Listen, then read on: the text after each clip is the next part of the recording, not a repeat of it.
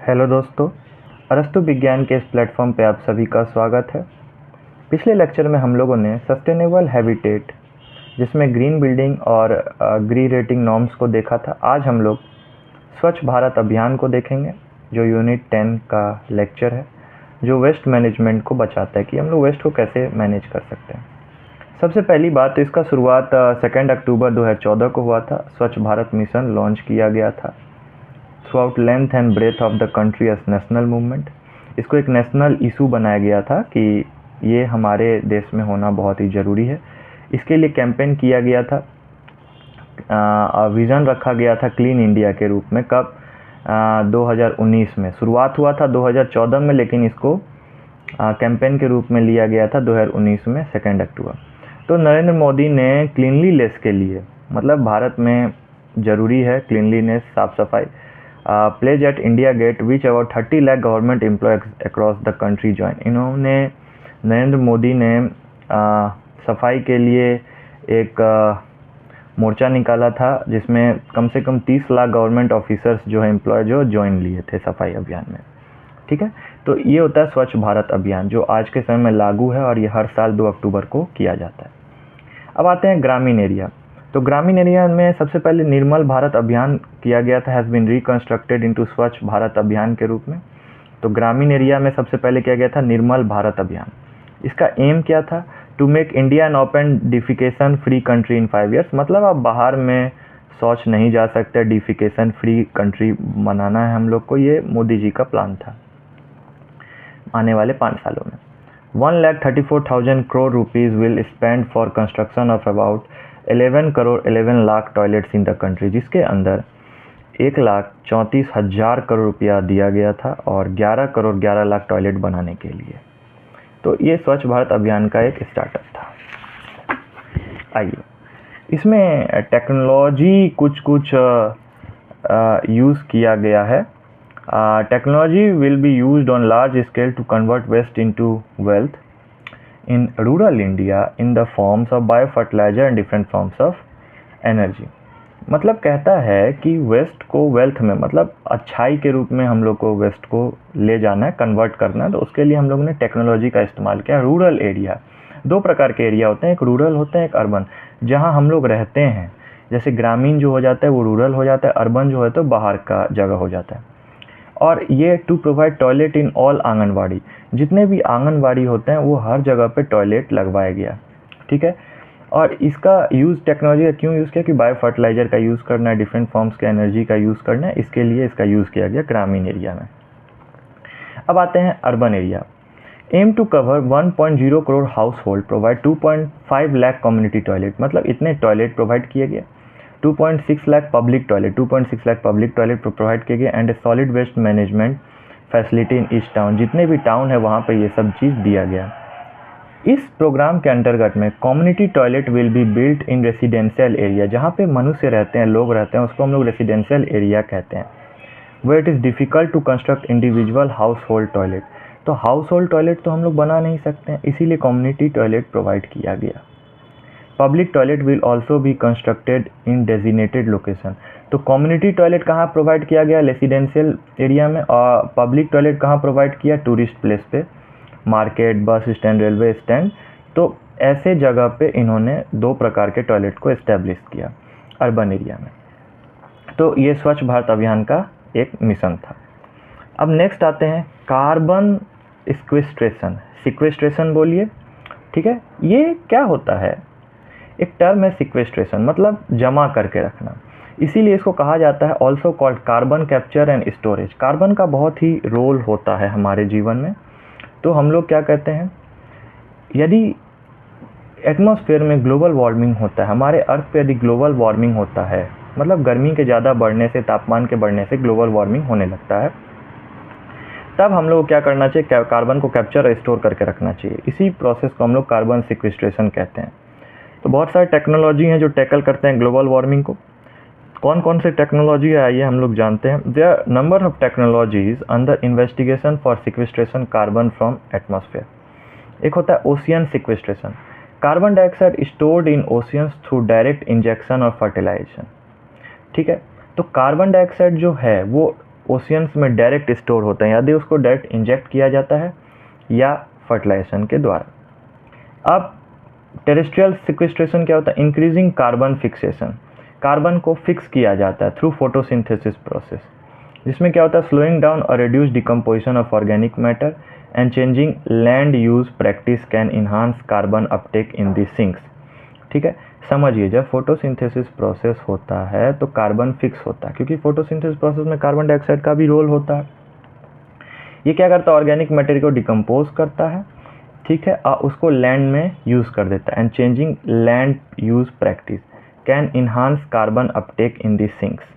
Sinks कहा गया है कि ओशियन से टेरेस्ट्रियल के एकदम अंदर भाग के रीजन को। नेक्स्ट है geological sequestration, carbon dioxide is stored in natural pore space in geological formation. अब जियोलॉजिकल फॉर्मेशन के लिए भी हम लोग को कार्बन डाइऑक्साइड को स्टोर करके रखना होता है, जो कि नेचुरली होता है। अब इसमें 3 चीज़ें आते हैं। Hydrodynamic trapping, carbon dioxide stored under low permeability rocks, ठीक, मतलब लो परमेबिलिटी रॉक्स में भी, चट्टान में भी कार्बन डाइऑक्साइड स्टोर्ड होता है। Solubility trapping, carbon dioxide dissolved in liquid such water और ऑयल, ठीक। Mineral carbonation, carbon dioxide react with mineral fluids and organic matter to form stable compound, ठीक है, ये मिनरल के साथ रिएक्ट करता है and organic matter to form stable, एक स्टेबल कंपाउंड बनाता है। अब नेक्स्ट आते हैं कार्बन क्रेडिट किसे कहते हैं। कार्बन क्रेडिट भी कार्बन सिक्वेस्ट्रेशन के साथ एक टॉपिक है जो हम लोग को जानना है। ये एक सर्टिफिकेट है, कार्बन क्रेडिट एक सर्टिफिकेट है जो परमिट करता है right to emit 1 tonne of carbon dioxide equivalent, मतलब कितने टन कार्बन और कार्बन डाइऑक्साइड स्टोर किए गए हैं उसके लिए एक सर्टिफिकेट दिया जाता है। इसका यूज़ क्या? Reduction of emission of carbon dioxide and other greenhouse gas from industrial activity to reduce the effect of global warming, ठीक है। तो यदि हम लोग कार्बन डाइऑक्साइड का ज़्यादा यूज़ करेंगे तो हमारे ग्लोबल वार्मिंग के लिए बहुत ही हार्मफुल है, क्योंकि कार्बन डाइऑक्साइड उसमें ग्लोबल वार्मिंग फैलाने में मदद करता है। इसीलिए हम लोग को कार्बन को स्टोर करना है कि कार्बन डाइऑक्साइड में परिवर्तन ना हो, तो उसका यूज़, उसको रिड्यूस किया जाता है। इसीलिए हम लोग एक सर्टिफिकेट प्रोवाइड करते हैं, इसको बोलते हैं carbon credit. An organization which produce 1 ton less of carbon और carbon equivalent than standard level of emission allowed for its activity earns a carbon credit can sell it and earn money.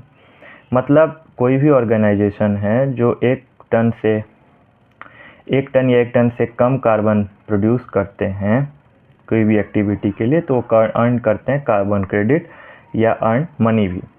जैसे green carbon, carbon that is stored in plant and oil. यदि आपको exam में पूछा है green carbon किसे कहते हैं, यदि प्लांट में, फॉरेस्ट या सॉइल किसी भी जगह पे यदि कार्बन स्टोर्ड हो तो उसको ब्लू कार्बन, ग्रीन कार्बन कहते हैं। यदि इकोसिस्टम में से mangrove, tidal, marshes, sea grass, इसमें यदि कार्बन, यहाँ पे यदि कार्बन स्टोर्ड हो उसे ब्लू कार्बन कहते हैं।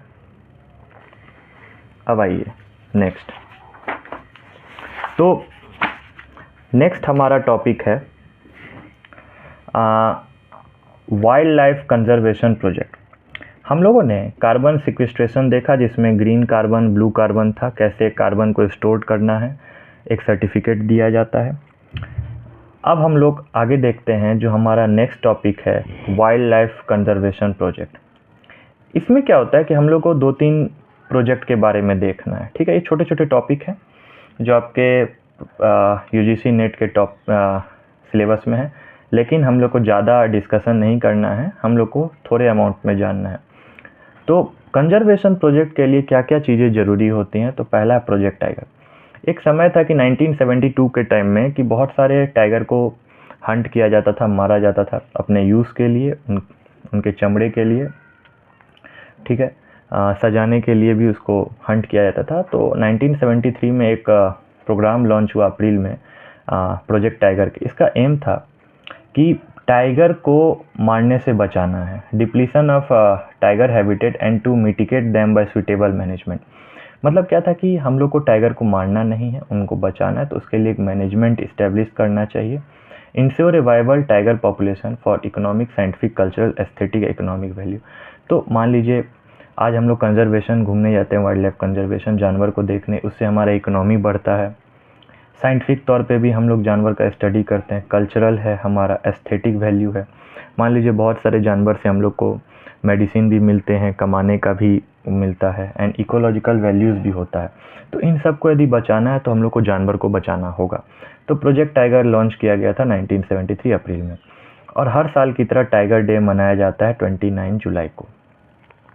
नेक्स्ट आते हैं प्रोजेक्ट एलिफेंट, जो कि 1992 में लॉन्च किया गया था government of Indian ministry of environment and forest के रूप में। ये एलिफेंट्स को बचाने के लिए, ठीक है। होता क्या था कि एलिफेंट के जो टस्क होता है, बड़े बड़े 2 दांत होते हैं, उसको काट के जो इंसान थे वो बेचा करते थे और उन्हें हार्म पहुंचाते थे। तो इसको रोकने के लिए 1992 में सरकार ने लॉन्च किया, और हर साल की तरह एलिफेंट डे 12 अगस्त को मनाया जाता है, ठीक है। नेक्स्ट आते हैं प्रोजेक्ट क्रोकोडाइल, जो कि 1975 में लॉन्च किया गया था to protect remaining population of crocodile in their habitat. Crocodile की संख्या भी घटने लगी थी, तो बचे खुचे क्रोकोडाइल को बचाने के लिए ये प्रोसेस स्टार्ट किया गया था। इसमें कैपिटेटिव ब्रीडिंग करवाया गया उन लोग के वंश को आगे बढ़ाने के लिए, क्रोकोडाइल के वंश को, जो कि बेटर मैनेजमेंट के द्वारा संभव किया गया। और 17 जून को हर साल क्रोकोडाइल डे मनाया जाता है। उसी प्रकार टर्टल का प्रोजेक्ट स्टार्ट हुआ था 1999 में, जो कि UNDP द्वारा किया गया था, यूनाइटेड नेशन डेवलपमेंट प्रोग्राम के अंतर्गत Indian ministry of environment, forest and climate change ने एक्शन लिया गया था, जो कि इसका इंस्टीट्यूट देहरादून में लोकेटेड है। Conservation of olive ridley turtles and endangered marine turtle, ये 2 प्रकार के टर्टल्स हैं जो कि इंडेंजर्ड हो गए थे, मतलब अब ये विलुप्त होने जा रहे थे। तो इसको बचाने के लिए प्रोजेक्ट टर्टल लॉन्च किया गया था। तो हर साल 23 मई को टर्टल डे मनाया जाता है। नेक्स्ट है प्रोजेक्ट इंडो राइनो, जो कि ये रिसेंटली में है, 2005 को लॉन्च किया गया था। इसका एम था कि 2020 तक एटलीस्ट 3000 ग्रेटर 1 हॉर्न राइनो को हम लोग को स्प्रेड करना है, जो कि आसाम में है, ठीक है। आसाम में एक वाइल्ड लाइफ सेंचुरी है जहाँ पे राइनो 1 हॉर्न इस राइनो पाए जाते हैं, ठीक है। तो उनके प्रोटेक्शन के लिए ये इंडो राइनो लॉन्च किया गया था, और हर साल 22 सितंबर को राइनो डे मनाया जाता है। तो इस तरीके से हम लोग project tiger, project elephant, project crocodile, turtle और इंडो राइनो के बारे में देख लिए हैं।